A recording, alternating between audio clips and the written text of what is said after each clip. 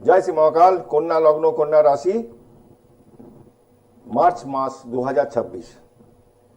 আপনাদের যা planetary position, লগ্নে দৃষ্টি আছে শনি কারণ মিনে বসে ডাইরেক্ট আপনার লগ্নে দৃষ্টি দিচ্ছে। পা হইতে সাবধান, গাড়ি যারা চালান বা রাস্তাঘাটে পারাপার হন মোবাইল কানে নিয়ে একটু সতর্কভাবে থাকবেন, যে কোনো মুহূর্তে পায়ে চোট দিতে পারে।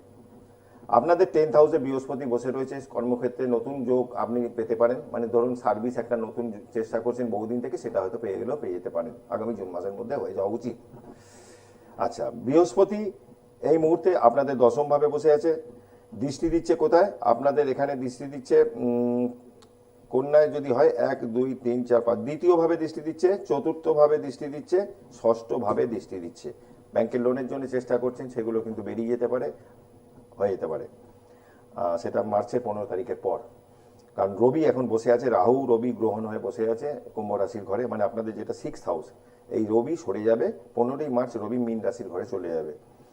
আচ্ছা, এছাড়া আপনাদের মানে দাম্পত্য জীবনে, মানে যদি পুরুষ হন তার স্ত্রী হলে তার স্বামী, শরীর স্বাস্থ্য নিয়ে একটু সতর্ক থাকবেন। ষষ্ঠে রাহু বসে আছে, শত্রুতা বাড়বে, মাথা চারা দেবে, কিন্তু কিছু করতে পারবে না। কিন্তু টাকা পয়সা ইনভেস্টমেন্ট করতে গেলে বলবো যে একটু বুঝে শুনে করতে হবে, টাকা পয়সা কিন্তু চটে যাওয়ার মতন কানেকশন রয়েছে। বাড়িতে নিয়মিত কর্পূরের আরতি করবেন, কর্পূর নিজে জলে গুলে স্নান করবেন। কারণ কন্যা লগ্ন বা রাশির জাতক জাতিকাদের জীবনটা খুব মসৃণ হয় না, লাইফে প্রচুর স্ট্রাগল করতে হয়, প্রচুর লড়াই করতে হয়। মানে করেই যাচ্ছেন, কুল কিনারা পাচ্ছেন না, মানে একটা স্টেবল জায়গা কখনো পাচ্ছেন না।